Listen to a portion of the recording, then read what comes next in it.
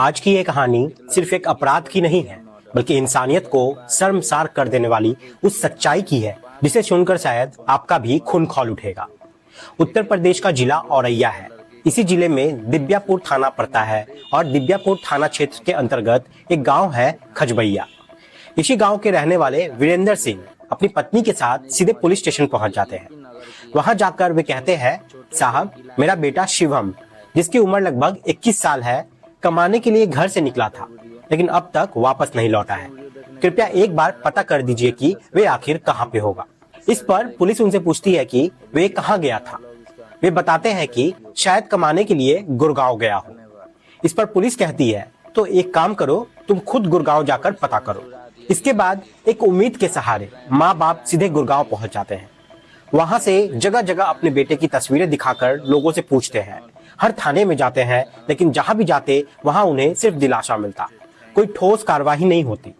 इसी तरह बेटे की तलाश करते करते पूरे 8 महीने यहाँ पे बीत जाते हैं। 8 महीने बाद उत्तर प्रदेश के मुजफ्फरनगर जिले के एक थाने से फोन आता है।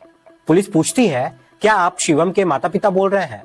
वे कहते हैं, जी हाँ। तब पुलिस बताती है कि आपका बेटा हमारे पास है, आप थाने आ जाइए और उसे अपने साथ ले जाइए। जब माँ बाप थाने पहुंचते हैं और अपने बेटे को देखते हैं तो उनके पैरों तले जमीन खिसक जाती है।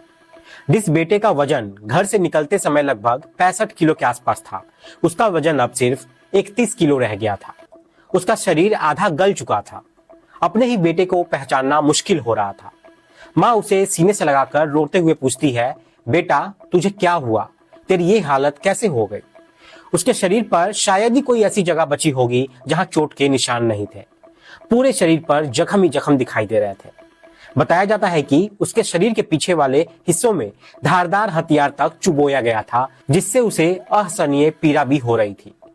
जब ये कहानी लोगों के सामने आती है तो हर किसी का दिल दहल जाता है। लोग सोचने पर मजबूर हो जाते हैं कि आखिर इस दुनिया में इतने क्रूर लोग भी रहते हैं। लेकिन हैरानी की बात यह थी कि ऐसे लोगों के खिलाफ ना कोई बुलडोजर चला और ना ही तुरंत कोई सख्त कार्रवाई होती दिखाई दी।